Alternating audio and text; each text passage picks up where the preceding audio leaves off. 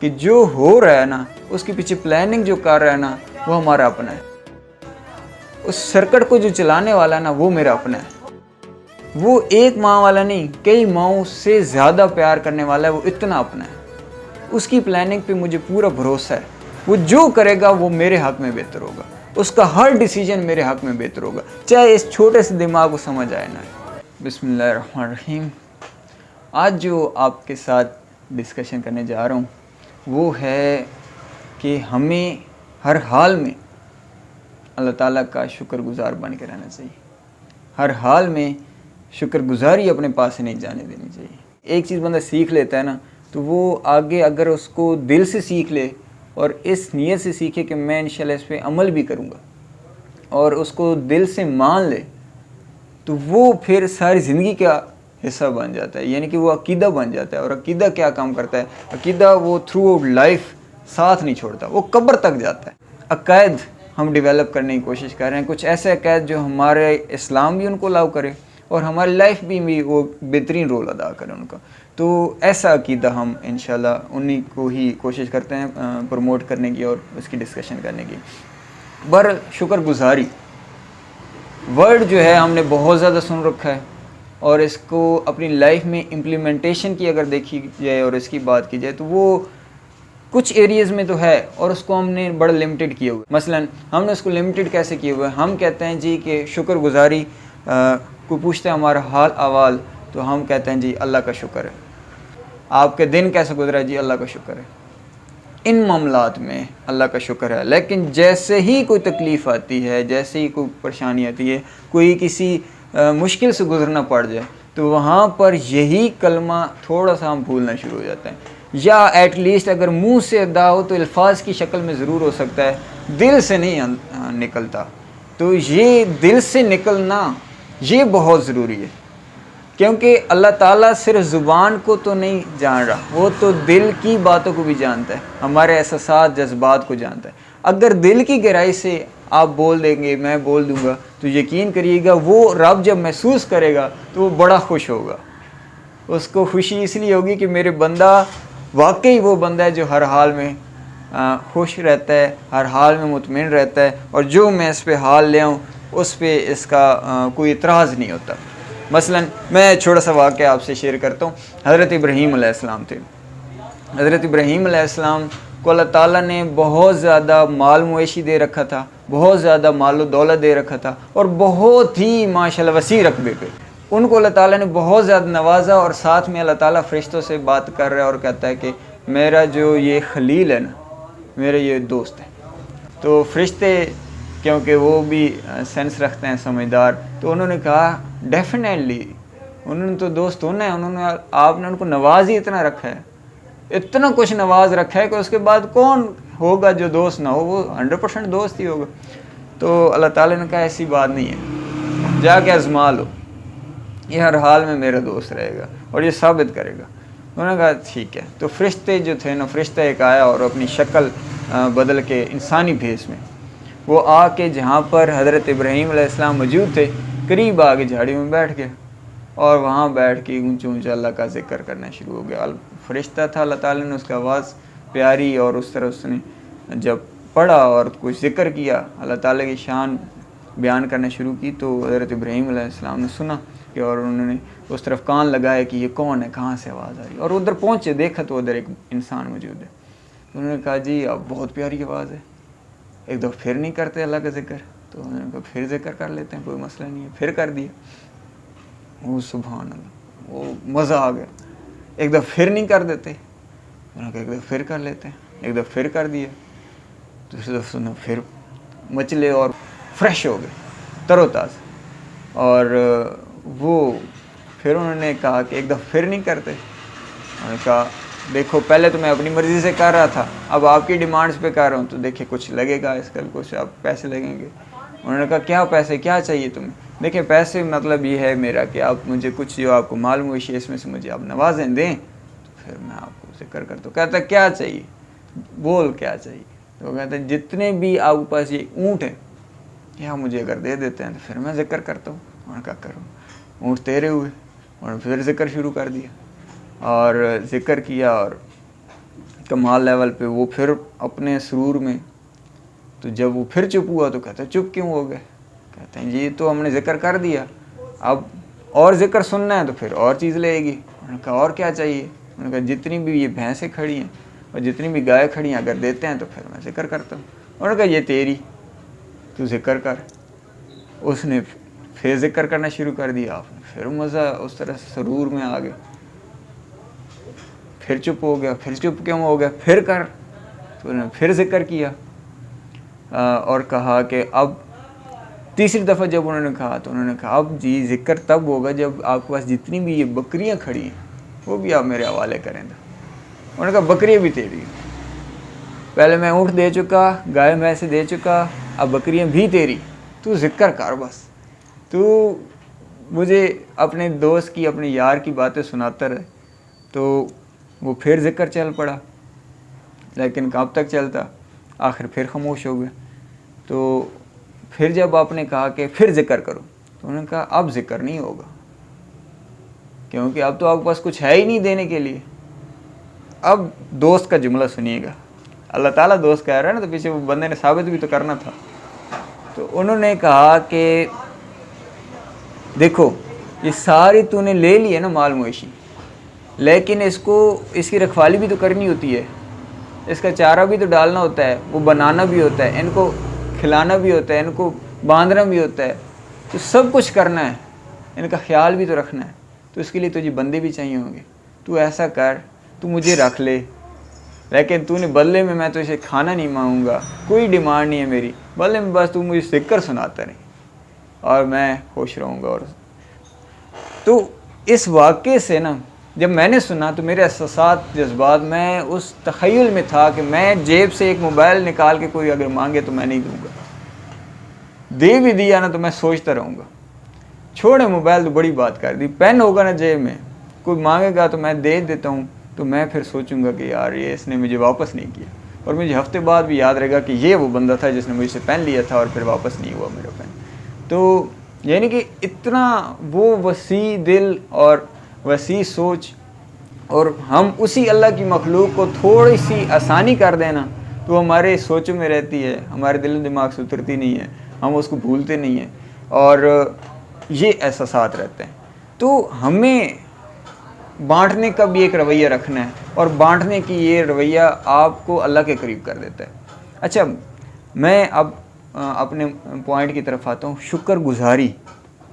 شکر گزاری دیکھیں، ایک اور واقعہ آپ کو سناتے ہیں، وہاں سے آپ کو انشاءاللہ مزید سمجھ آئے گی شکر گزاری کا لیول کیا ہونا چاہیے اور ہم کس لیول پہ جا کے پھنس جاتے ہیں۔ حضرت یونس علیہ السلام تھے، حضرت یونس علیہ السلام کی دوستی یارانہ حضرت جبرائیل علیہ السلام سے ہو گیا۔ تو انہوں نے حضرت جبرائیل علیہ السلام سے باتوں میں کہا کہ دیکھو مجھے جو ہے نا آپ اس بندے سے ملواؤ جو انبیاء اور رسولوں کے بعد سب سے زیادہ اللہ کے قرب میں ہے، اللہ کا دوست ہے، اللہ کا بہت زیادہ عبادت گزار بندہ ہے، اس سے مجھے آپ ملوا دو۔ تو حضرت جبرائیل علیہ السلام نے کہا کوئی مسئلہ نہیں ہے، آپ ملنا چاہتے ہیں، دیکھنا چاہتے ہیں، آپ کو لیے چلتے ہیں۔ اور پھر انہوں نے سفر طے کروانا شروع کیا، وہ لمبا سفر کرتے کرتے وہ فلسطین پہنچ گئے۔ فلسطین پہنچے اور فلسطین میں انہوں نے کہا کہ یہ وہ بندہ ہے۔ آپ نے اس کو دیکھا، اس کی حالت ذرا سماعت فرمائیے گا کہ وہ بندہ آنکھوں سے نابینا تھا، ہاتھ اس کے نہیں تھے، پاؤں اس کے نہیں تھے۔ تو وہ جب حضرت یونس علیہ السلام نے دیکھا تو انہوں نے کہا یہ اس کی کیا حالت ہے، اور یہ اللہ کا بڑا نیک اور پرہیزگار اور اللہ کا اتنا قریب قرب والا بندہ ہے، ایسی کیا بات ہے۔ تو انہوں نے پھر ایک سوال اسی سے کر لیا کہ یہ تیری حالت جو ہے، تو نابینا ہے، تیرے ہاتھ نہیں ہے سلامت، تیرے پاؤں نہیں ہیں، تو یہ بچپن سے ایسا ہی، شروع سے ایسا ہی یا کیا ہے؟ تو انہوں نے کہا جی بات یہ ہے کہ میں بچپن سے ایسا نہیں ہوں، میری آنکھیں بھی تھیں، میرے ہاتھ بھی تھے، پاؤں بھی تھے، بس ہوا کچھ یوں کہ اللہ تعالیٰ کا جب تک حکم تھا کہ میں دنیا کو دیکھوں، میں نے دیکھا، بھرپور دیکھا، لیکن جب اللہ تعالیٰ نے سمجھا کہ اب میرا دیکھنا میرے حق میں بہتر نہیں ہے، تو اللہ تعالیٰ نے آنکھیں لے لی، اور اللہ کا شکر ہے کہ وہ اللہ نے لے لی کیونکہ وہ بہتر نہیں تھا۔ میرے ہاتھ بھی سلامت تھے، لیکن پھر کیا ہوا کہ ایک وقت آیا کہ میرے جب سب کچھ ٹھیک تھا، لیکن پھر جب تک صحیح استعمال ہوتا رہا، جب تک فائدہ مند رہا، تو میرے ہاتھ سلامت رہے۔ جیسے ہی اللہ تعالیٰ نے لیے، جیسے ہی اللہ تعالیٰ نے سمجھا کہ اس کے لیے اب بہتری نہیں ہے اور اس ہاتھوں میں بہتری نہیں رکھی گئی، تو اللہ تعالیٰ نے ہاتھ لے لی۔ اللہ کا شکر ہے کہ اللہ نے لے لیے، ادروائز نقصان ہوتا۔ اسی طرح اللہ تعالیٰ نے پاؤں بھی میرے لے لیے۔ تو اللہ کا شکر ہے کہ اللہ نے مجھے ان برائیوں سے بچا لیا، اور یہ میں اس طرح سے ایک زندگی گزار ہوں جو کہ برائیوں سے بچی ہوئی ہے، نقصان سے بچی ہوئی ہے، فائدے میں رہی ہے۔ جو اللہ کی رضا، اللہ کہتا ہے اس میں فائدہ ہے تو پھر میرے لیے فائدہ ہے، تو میں اس پہ اللہ کا شکر گزار ہوں۔ یعنی کہ آپ سمجھو کہ ہمارے ساتھ نارمل لائف میں یہ ہوتا ہے کہ کچھ چھوٹا سا مسئلہ آتا ہے نا، یقین کریے گا، میں اس کو اس طرح سے آپ فیل کریں کہ آپ کا واقعی کوئی مسئلہ ہے، کوئی مسئلہ۔ ہر بندے کو لائف میں روزانہ کوئی نہ کوئی مسائل سے دوچار رہنا پڑتا ہے۔ آپ کی لائف کا کوئی مسئلہ ہے، آپ اس مسئلے کو لے کر سم ٹائم اس سوچ میں بھی چلے جاتے ہیں کہ مالک میں اتنی تکلیف میں کیوں ہوں، میں اس کرب کا شکار کیوں ہوں، میں کیوں اتنا زیادہ ذلیل ہو رہا ہوں، کیوں اتنا خوار ہو رہا ہوں، مجھے ان تکلیفوں سے کیوں گزارا جا رہا ہے، تو اتنا ہی پیار کرنے والا ہے تو پھر یہ کیا چیز ہے۔ تو وہ سوچیں اور وہ ایک چیزیں آنا، وہ ان کو کنٹرول کرنا، اور یہ سوچ کر اس بندے کو ذہن میں رکھ کے اور اس طرح کے بندوں کو ذہن میں رکھ کے کہ یار یہ بھی تو ہے نا، یہ بھی تو اسی کی مخلوق ہے نا، یہ بھی تو میری طرح کا انسان ہے نا۔ اللہ کا ایک بندہ ہے جو کہ وہ شکر گزاری میں زندگی گزار رہا ہے، اور اللہ اس کو اتنا قرب کر دے دیا ہے کہ فرشتوں کو بھی بتایا ہو کہ یہ بندہ جو ہے نا میرے بڑے قریب ہے۔ تو ہم سمپل یہی کر سکتے ہیں، اگر کرنا چاہیے ہمیں، کہ وہ تکلیف میں، وہ پریشانی میں، اس میں مبتلا ہونے کے بعد اس میں ہم اگر یہ سوچنا شروع کر دیں گے اس میں بھی اللہ کی بہتری ہوگی، اللہ کی طرف سے بھلائی ہوگی، تو یقین کریے گا کہ وہی اللہ خوش بھی ہوگا، کیونکہ ہم دل سے کہہ رہے ہوں گے کہ مالک ہم اس کو ایکسیپٹ کرتے ہیں مینٹلی طور پر، ہم اس کو مانتے ہیں کہ جب تک یہ چیز میرے پاس تھی تو میرے حق میں بہتر تھی، اب تو نے لے لی ہے تو اس میں بھی بہتری ہوگی، کیونکہ سب سے زیادہ بہترین پلاننگ کس کی ہے؟ وہ اللہ کی ہے۔ تو تیری پلاننگ ہے، اگر تو نے لے لی ہے یہ بھی تیری پلاننگ میں شامل تھا، تو نے دی تھی یہ بھی تیری پلاننگ میں شامل تھا۔ میں تیرا شکر گزار ہوں کیونکہ تجھے پتہ ہے کیا چیز ٹھیک ہے اور کیا نہیں ہے۔ میں انسان اتنا نہیں سمجھ سکتا، لیکن تو بہت اچھے سے سمجھ سکتا ہے کہ کیا چیز ہمارے حق میں بہتر اور کیا نہیں۔ تو یہ واقعہ بھی ہمیں یہی سبق دیتا ہے۔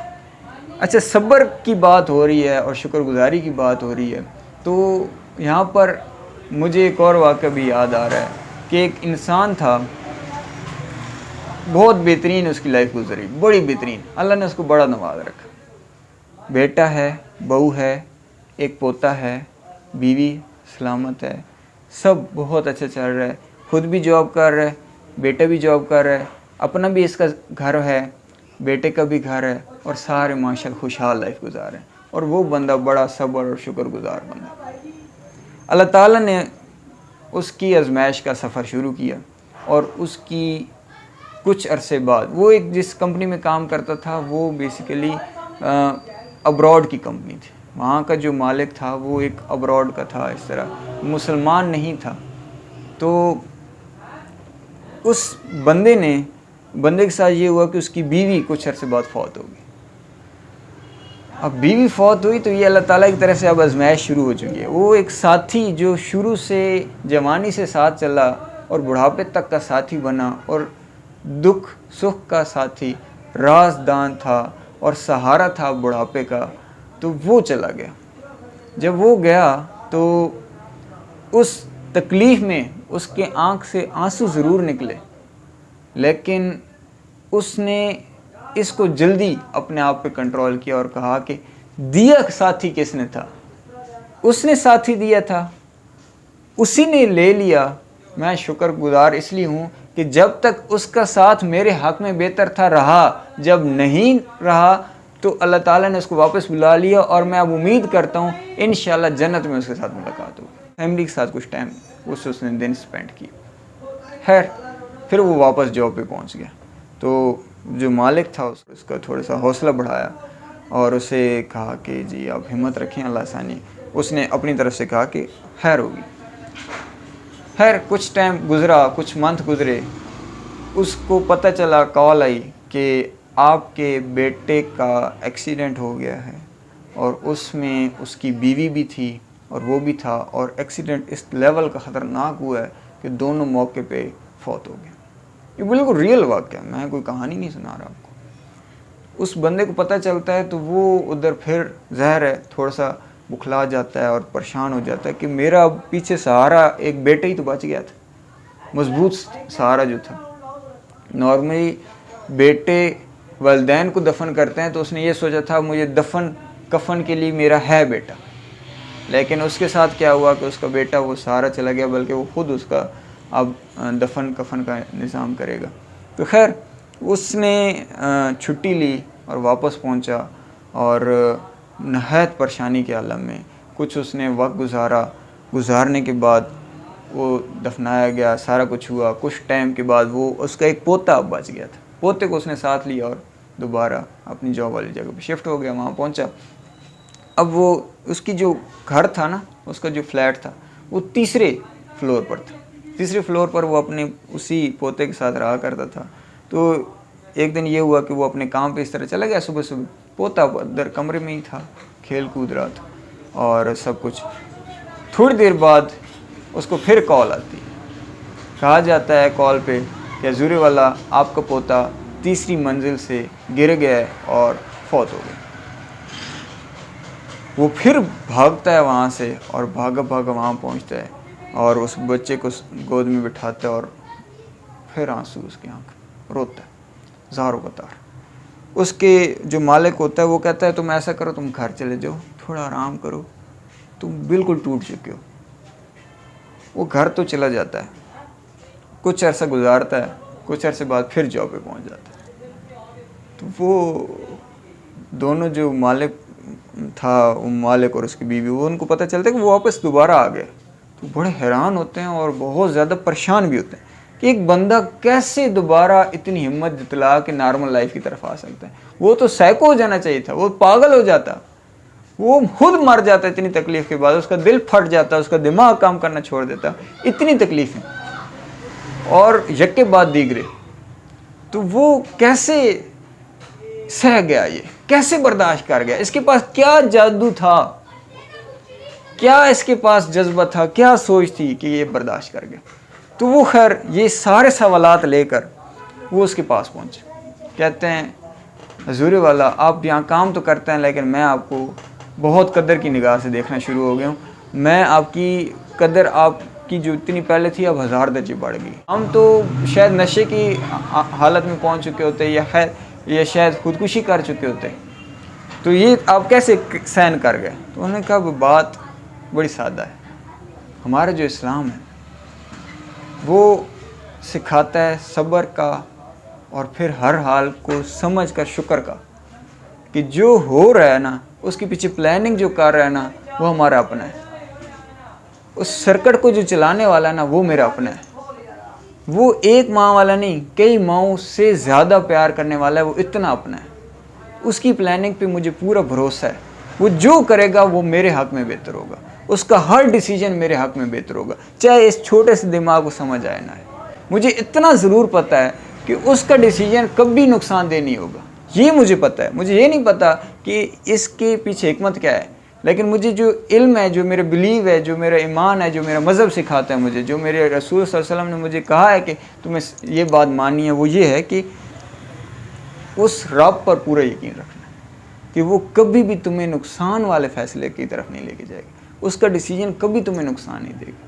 تو اسی کے ساتھ کہ ہم بھی ہر تکلیف میں پورے ثابت قدم رہیں گے، منہ سے کبھی ناشکری کے الفاظ نہیں نکلیں گے انشاءاللہ، اور کبھی بھی ایسا نہیں ہوگا کہ ہم مالک سے گلہ کر رہے ہوں کہ مالک کدھر پھنسا دی، کن تکلیفوں میں پھنسا دی۔ ہماری تکلیفیں ابھی تک بھی اتنی بڑی نہیں ہیں جتنی میں نے آپ کو واقعہ سنا، اس بندے کی آنکھیں چلے گئیں، ہاتھ چلے گئے، پاؤں چلے گئے، اور وہ اتنی اپاہج لائف گزار رہا ہے، اتنی ڈپینڈنٹ لائف گزار رہا تھا، تو وہ اس کے باوجود شکر کر رہا تھا.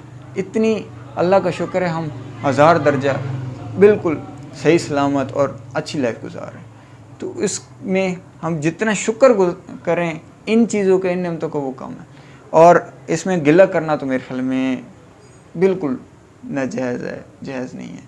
شکر گزاری کے الفاظ ہمارے کلموں میں زبان پر ہمیشہ رہیں گے، ہمارے الفاظ ہمیشہ شکر گزاری کے الفاظ رہیں گے، اور ہم ہمیشہ اس مالک کا ابھی بھی شکر کرتے ہیں کہ یہ جو باتیں کر رہے ہیں یہ ہم صحیح طرح ہوش و آواز میں کر رہے ہیں، اچھے انداز میں کر رہے ہیں، اچھی سوچ سے کر رہے ہیں. اللہ ان کو ہمارے لیے اور سب کے لیے بہتری کا ذریعہ بنا دے، اور ہم سب کو جو بھی جہاں کام کر رہا ہے وہ دوسروں کا سہارا بنے، خود بھی شکر گزار رہے ہیں. اللہ ہم سب کا حامی و ناصر ہو. اللہ ہم سب کو اسلام پاکستان کی بہتری کے لیے پہلے ہمیں اس قابل کر دے کہ ہم اس قابل ہو جائیں کہ اسلام پاکستان کی بہتری کے لیے کچھ کام کر سکیں، اور پھر اللہ سے دعا ہے اللہ ہم اس کے لیے، اس کام کے لیے ہمیں منتخب کر لے، اللہ ہمیں موقع دے، اور پھر ہم اس موقع کو اویل کرنے کے بعد اس میں کامیاب بھی ہو جائیں. آمین انشاءاللہ. بہت شکریہ. کچھ سوال ہے آپ کے ذہن میں تو اب آپ کر لیں اسی